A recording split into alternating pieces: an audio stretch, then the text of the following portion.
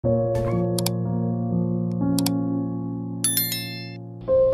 loh, godaan untuk manusia itu pertanyaan seperti ini. Kowe nek bojomu meteng, kowe gelem nrimo bayimu sok-sok nek wis cetha rupane apa wis ben wae meteng kok pokoke nek wis lahir lagi kowe ngerti rupane. Apa kowe kudu ngerti rupane sik lagi bojomu kok tengi ngono? Nanti Mas yang tanya aja ya. Gimana Mas? Jadi pokoknya sing penting mbuh engko piye rupane penting bojoku meteng ngono lho. Dadi kowe iki aja njaluk saiki sing jenenge ketemu Gusti Allah masuk ke gelombang zat iki piye rupane wujude iki aja takon saiki. Apike piye? Kowe gare gelem ora rono engko nek kowe takon saiki wujude ya kowe engko kowe gelem gawe lagu nek wis jelas payu ngono to. Ya aja kowe gelem nyupir taksi nek jelas sing penumpange pira ngono ayo ora sida nyambut gawe kowe. Jadi ndak usah nanya itu, pokoknya dinikmati aja perjalanannya itu, bukan panennya yang kamu nikmati, perjalanannya. Bentuknya bagaimana tan kino yang ngopo tan kino kini rolai sakamidli syai'un.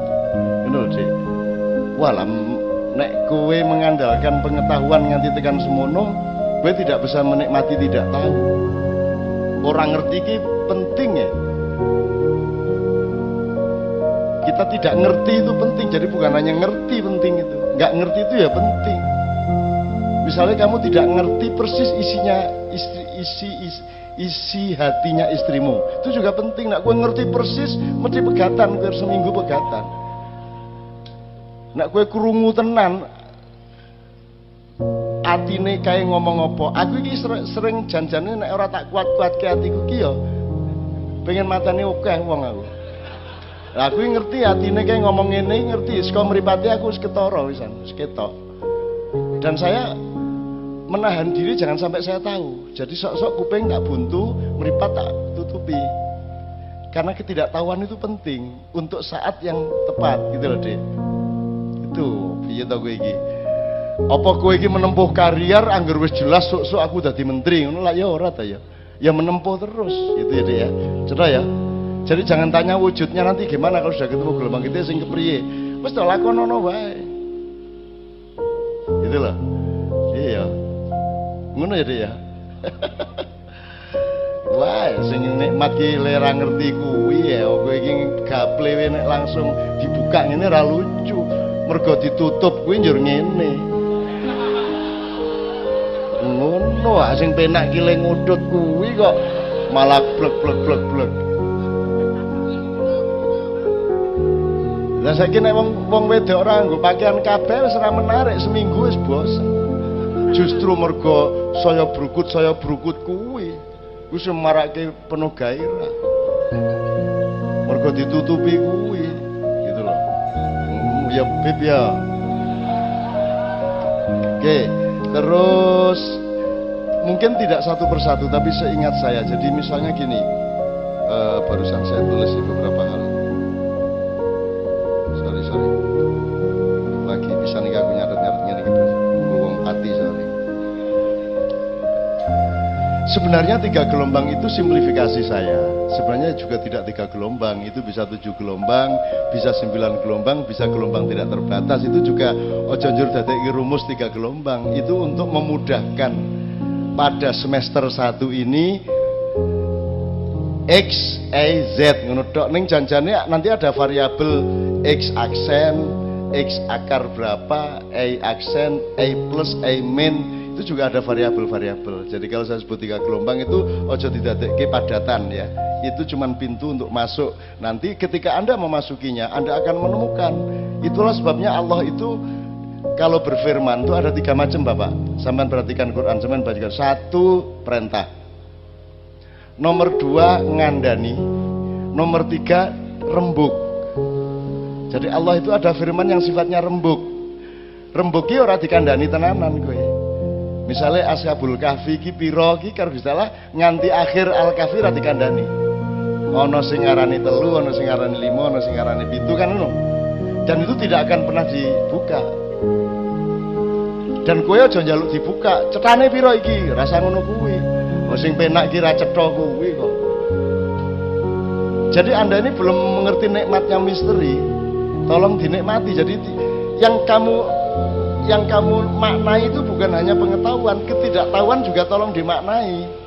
Itu juga indah luar biasa. Dan rumus pemaknaan yang paling tinggi adalah kecerdasan bersyukur. Wong saiki iki ora pinter bersyukur ya apa? Dadi mulane ora indah uripe. Semakin tinggi kecerdasanmu untuk bersyukur, semakin indah hidup ini. Ngono kira-kira. Oh, nganti sing paling ora penak wae iso dimaknai dengan rasa syukur dadi indah. Tenang gue. Kalau kamu nanti punya anak, selesai hidupmu enak. Karena seluruh penderitaan yang kamu alami, gue langsung kamu bilang sama Allah, ya Allah, 10 kali lipat dari penderitaan yang sekarang saya alami, saya ikhlas.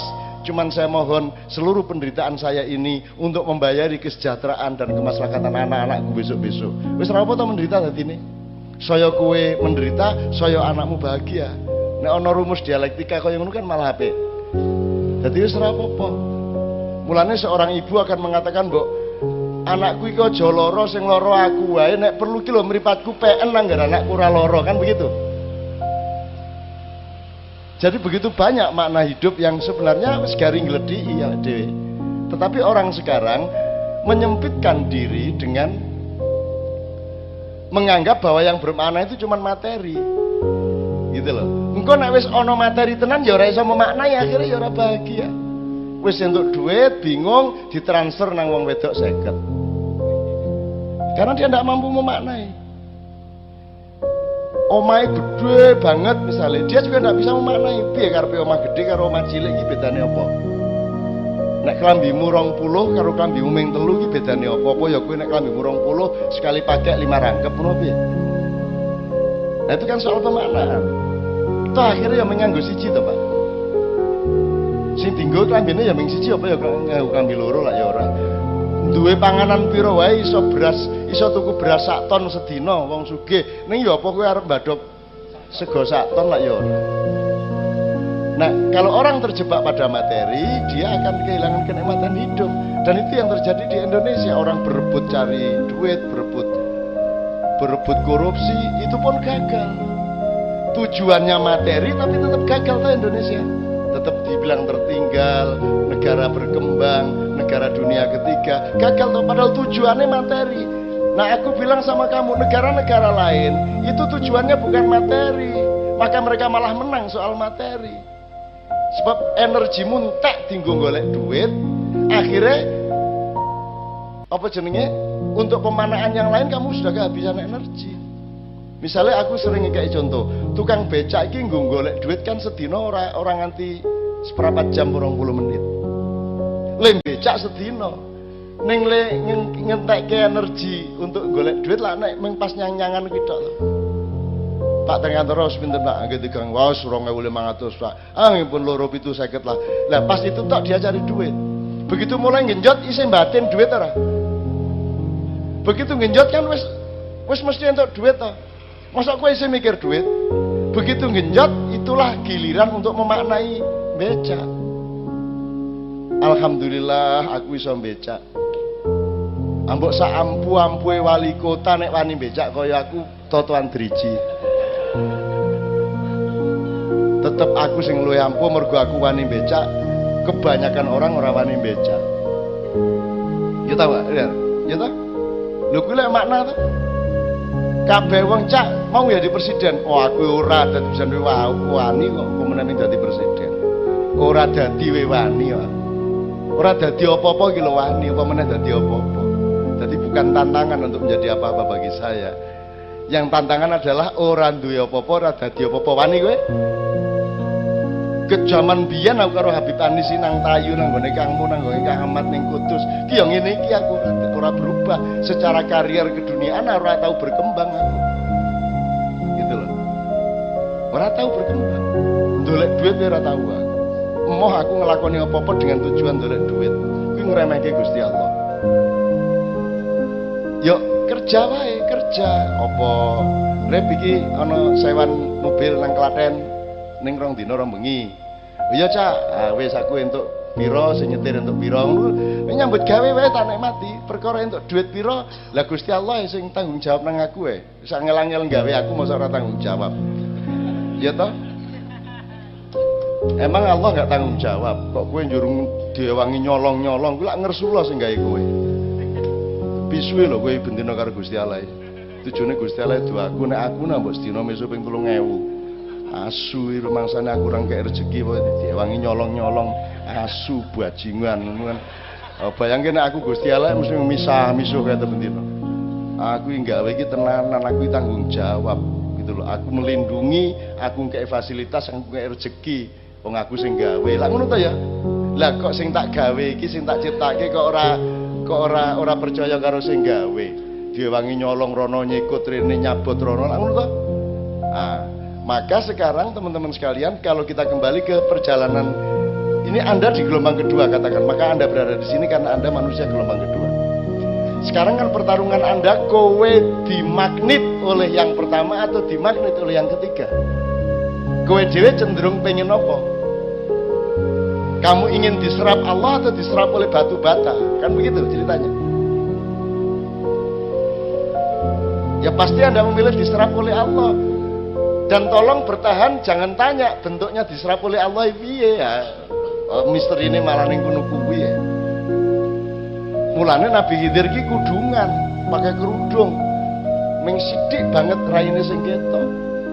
Karena dia lambang dari keindahan hidup. Bukan dibuka breh ngono malah. Mulane wong lanang iki ora di aurate ning semene to. Tutup auratnya kalau wedok lak rada. Sale wong lanang ora perlu dilarang-larang buka aurat. Rumangsamu menarik apa piye? Ambek kowe buka kaya ngapa malah mlayu to doan njujiki banget to. Dadi ora perlu aturan to nek wong wedok ki rada ana saat-saat yang menarik sehingga dikongkon nutupi kan gitu. Nek wong lanang ora perlu hukum. Awas tutupi. Ngono kae ora sah. Ambek bukaan modaro kowe mlayu kabeh malahan. Wong kaya ngono kuwi bentuke ya toh. Gitu. Oke, jadi diserap oleh satu atau diserap oleh ketiga. Dan Anda punya kecenderungan untuk menyerapkan diri ke gelombang satu atau menyerapkan diri ke gelombang tiga. Kalau Anda percaya sama kami, sama kita semua ya, yang di sini ini sementara, yang di sini abadi, yang di sini sempit, di sini luas. Di sini dangkal, di sini mendalam, di sini rendah, di sini tinggi. Kon milih ndi? Gelombang satu ciri-cirinya dangkal, rendah, sementara, ndak punya martabat. Itu ciri-ciri gelombang satu. Kadunyan, pokoknya bangsa kerak. Gelombang ketiga ciri-cirinya keluasan, gitu, alwasi. Ciri-cirinya ketentraman, ciri-cirinya kedalaman, intimitas, kedekatan, nyawiji. Kowe nek karo materi ra iso nyawiji. Piye carane wong kowe karo bojomu, kowe pelukan erat, kuwi sing nempel berapa persen dari tubuhmu? Coba dihitung. Kowe nempel lho iki, padha mudane ya, ngene iki. Kuwi sing nempel pirang persen? Ana 30%. Ndak ada, jadi nek materi ndak bisa nyawiji, ndak bisa bertauhid sama materi kamu. Pasti kamu akan meninggalkan dan pasti kamu akan ditinggalkan. Jadi untuk apa itu kamu nomor satukan? Dunia penting, tapi dia bukan skala prioritas nomor satu. Karena sehebat-hebat dunia, seberapapun pencapaian duniamu, akhirnya dia masih tergantung pada gelombang ketiga, yaitu pemaknaan atas harta itu. Banyak sekarang orang tidak mampu memaknai. Duwe meripat ora iso memaknai meripat, duwe kuping ora iso memaknai kuping. Gitu. Makanya pertanyaan Allah adalah walal akhiratu khairul laki minal ula. Terus saiki nyuwun sewu Pak dibandingke Pak. Wong tua-tua kelek nasihati ngene. Le pokoke kowe iki ya nyambut gawe sing tenanan ya nek iso piye carane ben iso tambah maju uripmu ya, mundak pangkatmu, jabatanmu iso mundak, ning aja lali ibadah lo ya, gitu kan? Jadi kalau kalimat ini tadi meletakkan tujuan dunia nomor satu atau nomor dua? Tempuhlah kariermu, sing penting aja lali sholat, ngono ta? Jadi sholatnya sekunder apa primer? Ayo aku takon. Primer. Primer itu artinya utama. Lho nek utama kalimatnya orang ngono. Nek salat ibadah itu primer, le sing penting kowe golek Gusti Allah ya. Ning aja lali nyambut gawe. Ngono kalimatnya. Itu berarti Allah primer, dunya sekunder. Sing ndi sing bener, Mas? Yang primer ini keduniaan apa Allah?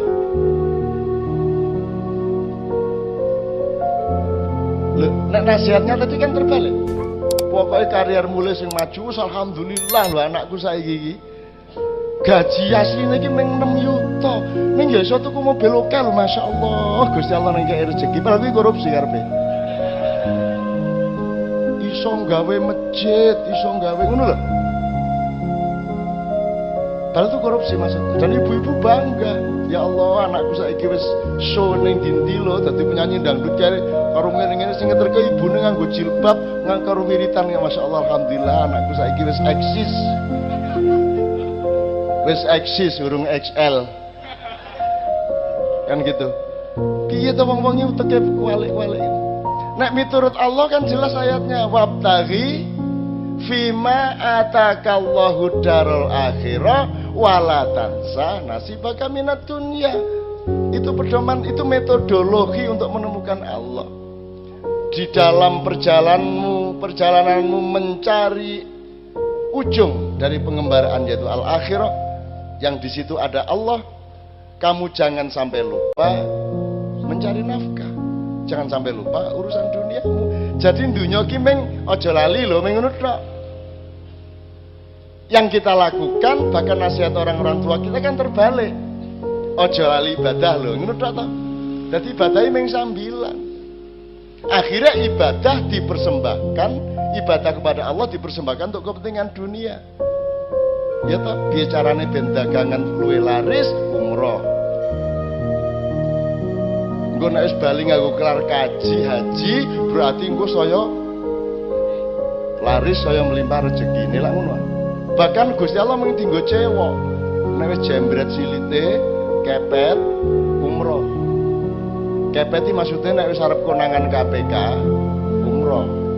Engko nek wis mulai terancam dadi terdakwa, umroh. Minimum nang kadipiro. Golek perlindungan kan begitu. Dan ini akan terjadi terus sampai 3 tahun yang akan datang. Itu teman sekalian. Jadi saiki sakarepmu. Saya ingin mengatakan sama Anda, saya sudah 60 tahun lebih dan saya sangat menikmati itu tadi. Wabtaghi fima atakarul daral akhirah. Jadi aku ora kepencerut dunia ini. Blas.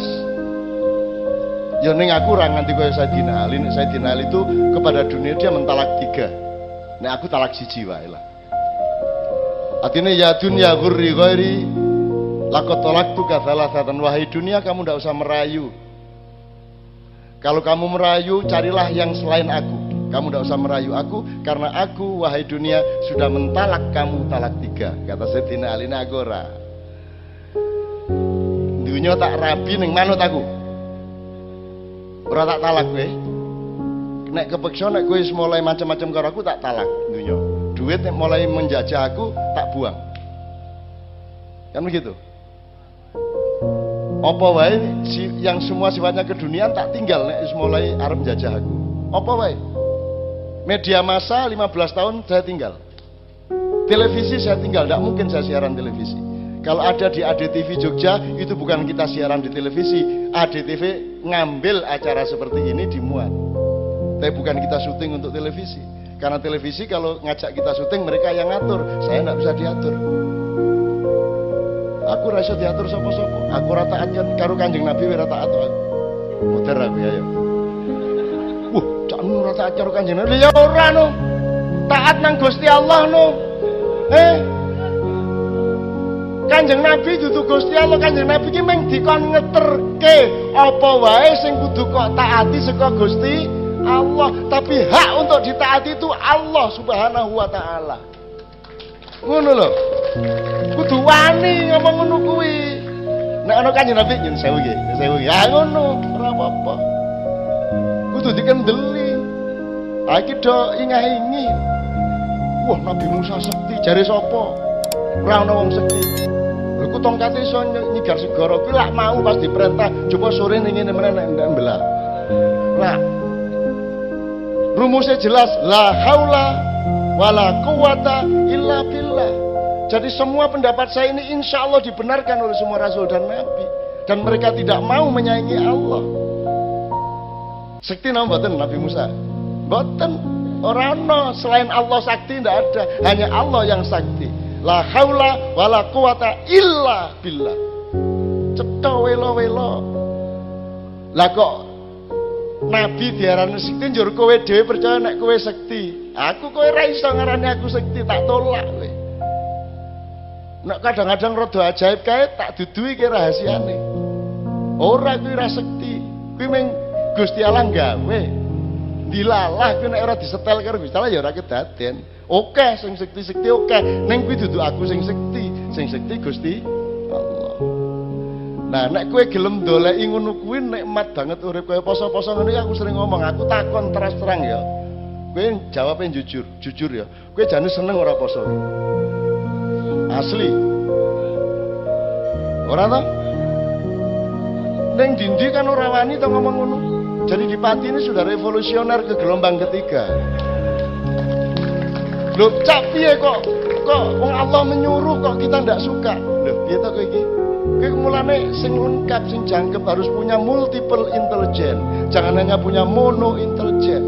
Akalmu kudu rangkep nek wong Jawa. Aja nek ngerti irung, kowe ora iso ngerti irung, kudu ngerti bibine, mripate, bathuke, cangkeme lak ngono. Apa ana irung tanpa liya-liyane kuwi mau? Ajene nek irung mlaku dhewe ijan. Apa irung seleke dhuwur kene? Apa ning kene iki ana irunge njur ngambus-ngambus, ning bis kota kae ngene. Itu yang disebut multiple intelligence. Nah, kenapa kok tidak suka? Wong mulya kuwi sing gelem nglakoni barang sing dheke ora seneng ning apik. Kuwi mulya jenenge nggih mboten Mas. Nek kowe seneng poso, njur kowe gelem poso pas Ramadan, istimewane apa wong jen kowe seneng kok. Nggih mboten? Ning mergo kowe iki asline ra seneng, jenenge menungso isih jasad, kuwi ya mesti seneng badhok, seneng ngombe, seneng ngerokok. Kejaba sing ora. Bab ngerokok ya. Dadi asline lek ora seneng ta poso. Ning kowe dhuwur ganjaranmu mergo kowe gelem nglakoni barang sing jane kowe ora seneng tapi kuwi apik. Itu namanya pendekar. Apa ana tentara seneng perang? Wih, hobi aku nek ora nembak dina ora penak rasane. Anak tentara kaya ngono kuwi ya kan begitu. Tanda kedewasaan, tanda kependekaran adalah kalau seseorang sudah rela melakukan sesuatu yang dia tidak sukai atau rela tidak melakukan sesuatu yang dia sukai.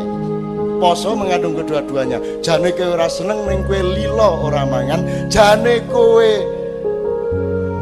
seneng mangan ning kowe lilo ora mangan. Jane kowe ora seneng ora mangan ning kowe gelem ora mangan. Nah, ngono to. Jadi kita dapat pahala double ndak karu-karuan. Jadi omongke ning dinti. Aku jane ora seneng poso aku. Ning ora apa-apa ikhlas apik kok. Ngono. Engko nek kiai ini arep nesu, neng aku gelem ikhlas aku jane ora seneng. Ning apik kok, tak lakoni apik kok. Ora iso nesu to kiai ini. Ngono. Nek perlu gudon sik liwat. Aku ora seneng poso. Ora seneng poso. Liwat ngarepe ketua majelis ulama gitu. Ora seneng poso, asline moh aku. Ning ngono kiai ini ngene iki. Ning aku ikhlas poso mergo apik. Ora nesu. Kowe ngerti ora? Yang diucapkan Umar bin Khattab ketika mencium Hajar Aswad. Kalimatnya persis, kalau tidak karena Rasulullah menciummu, aku tidak akan mau menciummu. Tapi karena engkau dicium oleh orang yang aku cintai, maka aku juga menciummu karena aku juga mencintai yang dicintai oleh orang yang aku cintai. Loh, ngono lho. Urip ki. Penak ta kuwi? Ngono. Mulane nek Kanjeng Nabi pakaiane di atas mata kaki, kathokmu kudu congklang. Ngono. Lho iki tenanan malah sesuk diketok ya. Ketok ya, nek pancen kowe tresno Kanjeng Nabi, nek dakwah aja nganggo mikrofon, soalnya Kanjeng Nabi ora tau nganggo mic. Ora tau nganggo payon ngene iki, ora tau listrik, ora tau. Kanjeng Nabi nek lunga kaji iki mlaku nunggang unta. Kowe sesuk awas nek kowe nganggo pesawat. Kowe kudu ngelangi kowe liwat Semarang tekan Sumatera, Sri Lanka. Nek jan kowe tresno Kanjeng Nabi ya toh, aja ming kathok-muthok kok congklangke. Sembarange kudu konsisten. Kanjeng Nabi ra tau kuplukan, aja kuplukan. Kanjeng Nabi ra tau mangan soto toh? Tahu toh Kanjeng Nabi mangan soto? Ora tau, awas kowe mangan soto, bid'ah kowe mangan soto.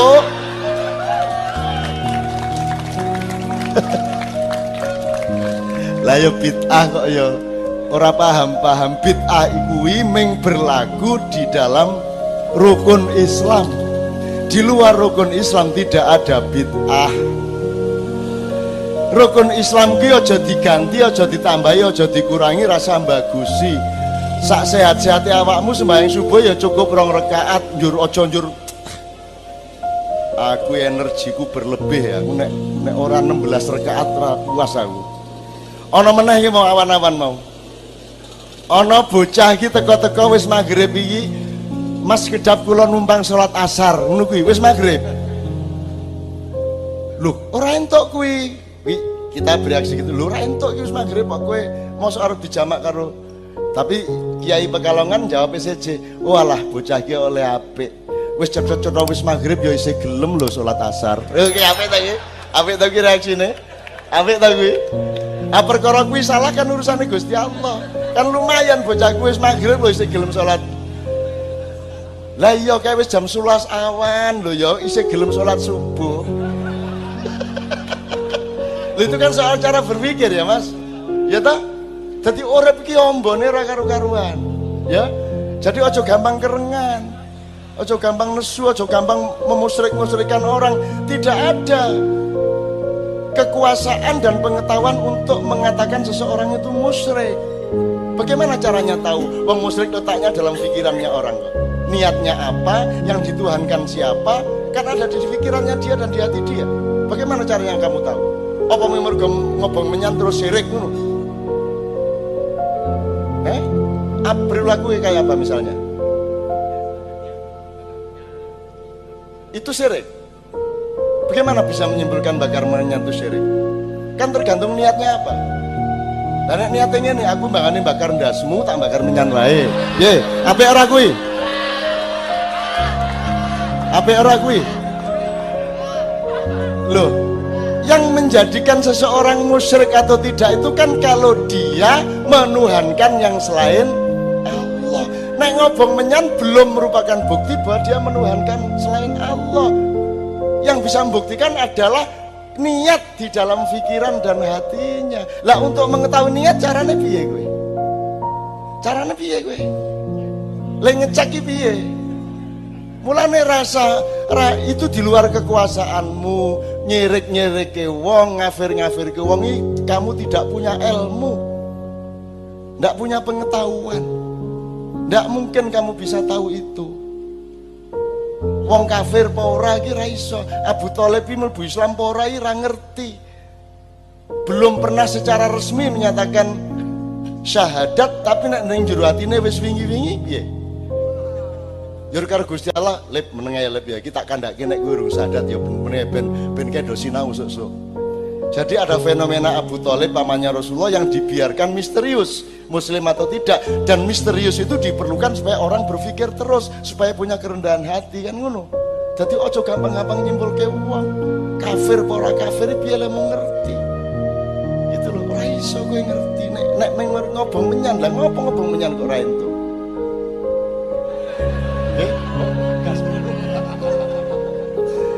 Loh, apalagi di dalam tradisi peradaban Jawa, menyan itu kan berfungsi password. Password itu kode untuk membuka pintu tertentu. Lah ngono to. Kowe mlebu apa, WP sapa, kowe kudu ngerti password-e, kowe tuku password-e ben kowe iso mengakses ke dalam. Nah, menyan itu juga adalah password untuk memasuki sebuah gelombang tertentu. Ayo piye ayo. Ora apa-apa toh. Artinya kemungkinannya sangat banyak. Bahkan mungkin orang yang kelihatannya alim sekali itu musyrik ya bisa. Bisa saja dia menuhankan dirinya sendiri, dia menuhankan sholat, bisa toh? Dia menuhankan masjid. Ono loh masjid dituhankan, ya toh? Masjid digembok, ya toh? Bebe?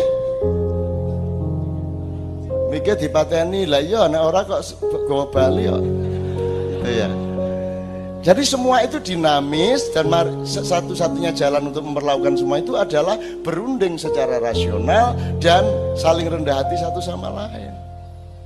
Gitu. Dan sekali lagi bid'ah itu hanya di ibadah mahdho, nek posone ditunda untuk supaya tidak bareng karo tahun ajaran baru sekolahan. Iki ben ora bareng iki anune posone Sawal wae engko riyayane apa bakdo Sawal iki. Besar orang itu aku bid'ah jenenge dan sampai tingkat haram. Sholat kok nginang ini 14 abad ngene tok ora kreatif. Sholat ya Allahu Akbar, Sami Allahu liman hamidah. Aku bid'ah jenenge. Kowe langsung Israel teko duduk deyel nganggo tabe bedog kae. Ngono itu bid'ah namanya. Kalau di luar itu ndak ada bid'ah. Kanjeng Nabi ora tau bal-balan, kowe ora apa-apa bal-balan. Sing ora entuk nyaduk bal nang ndase tanggamu. Dangdut ora bid'ah, jare sapa dangdut bid'ah? Apa meneh selawatan? Selawatan ini elek-elek kan ekspresi cinta kepada Rasulullah. Yang salah adalah kalau selawatan dianggap ibadah mahdho, dianggap rukun Islam. Bukan, selawatan bukan rukun Islam. Kue salah nek nganggap selawatan rukun Islam. Tahlilan itu rukun Islam, kue salah. Nek tahlilan dalam rangka cinta kepada para aulia, kepada Nabi, kepada Rasul, apik. Sing ora entuk tahlilan tengah-tengah sholat. Sami Allahu liman hamidah. Afdhalul dzikri fa huwa la ilaha illa. Kuwi salah, kuwi bid'ah. Dangdut ra apa-apa, dangdut kok ora entuk, dangdut ora bid'ah. Sing salah kuwi nek kowe dangdutan pas jemuan ning ngarepe masjid. Pacul wong ndasmu ta ya ta? Itu jadi mbok ngerti proporsinya ya, duwe ilmune, ngerti pemetaane, ngerti logikane, ngerti di mana wilayah perdanya. Aturan bid'ah itu di mana wilayahnya. Tidak di semua hal ada bid'ah. Sepak bola ndak apa-apa, parpol ndak apa-apa, kabupaten pati ndak apa-apa, belajar silat ndak apa-apa. Rasulullah ndak belajar silat, kamu boleh belajar silat. Rasulullah olahraganya cuma memanah sama gulat. Karena gulat ampuh tenan ya. Gue tahu tanding tenan, totoan. Ono wong ngenyek bendino, ngenyek. Angger Kanjeng Nabi nang Ka'bah, ning kono wong dodol apa-apa njur Kanjeng Nabi bisiki soal tauhid. Terus bocah kuwi mesti liwat. Tauhid nih ya. Tauhid. Mesti nyak bendino. Kanjeng Nabi suwe-suwe jenenge ya menungso to. Akhire Kanjeng Nabi ngene wae. Kowe gelut karo aku, nek aku kalah aku leren dakwah, nek kowe kalah kowe lunga saka kene. Oke, begitu oke langsung ditungkul karo Nabi terus di take down. Jadi kena ngene iki set, sikile diwet ngene iki blek, dikunci terus armbar. Armbar iki tangane dicuklek kene di anu sikile Kanjeng Nabi wis kene ra iso anu. Wong ndelok dhewe aku. Wah, ampun tenan. Wah, itu. Ayo guyon, guyon ra entuk, guyon ya. Kanjeng Nabi nek yo jenenge guyon kok. Guyon yo ora mungkin aku ndelok dhewe. Ning ya mungkin wong soal gelombang kok ya ta? Ya ta? Hidup itu sangat dinamis, oke. Itu contoh-contoh. Jadi tolong soal itu jangan ingkar bid'ah soal segala macam itu. Ojo njur kowe ngurmati, wah kayak wiritane ampuh lho kae. Lho wiritan itu input, ibadah itu input, belum output. Outputnya tadi itu Pak amal soleh. Nek perlu kowe aja ngerti nek kowe sering seneng wiritan, mergo wiritan kuwi kan dinggo melembutkan hatimu, meningkatkan rasa sosialmu, mendekatkan dirimu kepada Allah, sehingga begitu kamu keluar rumah, keluar masjid, kamu menjadi sangat santun kepada banyak orang. Nah yang perlu diketahui orang santunnya kepada orang, akhlakul karimahnya, bukan wiritannya. Jadi tanda orang Islam yang baik bukan jumlah wiritannya. Ono wong ora nganggo wiritan ning tetep apik ya ono to. Oke to kaya kowe barang kuwi to. Itu lho. Lho, nggo apa nek kowe ahli wiritan, kowe pinter maca Quran ning njur sombong karo wong. Angger pengajian merasa lebih alim, lebih pinter dari umatnya. Lah ngono sih. Terus langsung kayak gini ya. Nah, gini ya. Wah, gayamu lele. Sopo kowe iki kan gitu. Nah, di pengajian kita ini ndak ada gitu. Kita ini bareng-bareng ngaji. What does it mean? What does ngaji means? Ngaji mean bangun aji. Ajine uripmu. Aji itu dalam bahasa Arab sesama manusia horizontal disebut martabat, nek vertikal disebut darajat. Derajat hidup apa? Ngasah jiwa, ngaji itu lak singkatan. Kowe iki senengane singkatan. Ana gelas tugel ra iso dilas. Ora nek kabeh tugel ra iso dilas ya tangane ya gelas ya iso dilas apa nek tugel. Wong Jawa ki senengane ning ya ora apa-apa kuwi itu bentuk pencarian juga. Apa? Top. Tak pikir apa jebul tuwa ompong perak. Iki ya. Iya nyeneng kayak ora apa-apa dengan niat baik semua menjadi oke, tidak ada masalah. Cuman nek ngaji itu dari kata aji, Pak. Dan jangan dicari kepanjangannya atau singkatnya, memang kata aji. Kalau pengkajian di kampus itu simposium menganalisis masalah, itu pengkajian. Kalau yang kita lakukan ini non akademis, ini lebih luas dari dunia akademis, yaitu membangun aji ning urip. Piye ben aji yang duwe isin, orang nyolongan, orang bagusi, orang minteri wong, orang ngendas-ndasi wong, orang pedita-pedidit dadi iki dadi iku, lek ngono ta sing wong sing duwe aji. Nah sekarang banyak imam-imam yang di depan, yang di atas panggung malah ra duwe aji. Ono meneh sing saking dhuwure le dadi imam susah pengen dadi wali. Saiki carane pengen dadi wali ki macem-macem. Anggur kelakuane dianeh-anehke, ono sing sengaja sandale selen. Anggur wali ngene iki lho, nek wali sandale mesti nyiwa karo ngene ya. Ono kuwi, ono meneh kiai sing begitu munggah panggung ngene iki. Wali iki, wali ngono. Susah iki. Saiki wali iki oke banget, dan yang melantik wali kan layariful wali ilal wali. Sekarang wali dilantik oleh travel bureau. Ada wali ke-10 Gus Dur. Sekarang ada wali UJ. Ndak, ini wali dalam arti itu. Nek wali murid, wali kelas kan tidak ada kepentingan kapitalisme. Itu cuman kabudayaan dan ilmu biasa.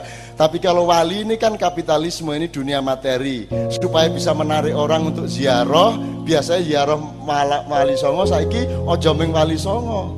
Kudu ono lahan-lahan lainnya. Misalnya ziarah wali 10. Ke Tebu Ireng, ke tempat Gus Dur.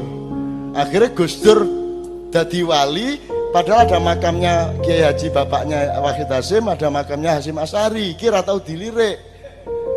Akhirnya kan terjadi